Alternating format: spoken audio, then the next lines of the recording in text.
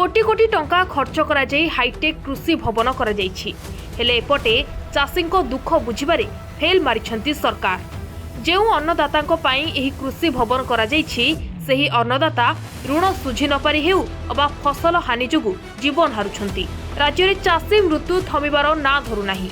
गत किछि दिन मध्यरे जनक परे जणे चाषी जीवन हारिथिबा नजर आछि। ओडिशा कृषि भित्तिक राज्य होइथिबा बेले एठारे कृषि कार्य और चाषींको पाई आनुषंगिक व्यवस्था नाही। गत किछि दिन पूर्वे अदिनिया वर्षा कारणरू राज्यर 16 जिल्लार चाषी क्षतिग्रस्त होइछंती। 2.26 लाख हेक्टर चाष जमी क्षतिग्रस्त होइथिबा बेले 292 कोटी टंकार क्षयक्षति आकलन करा जाईछि।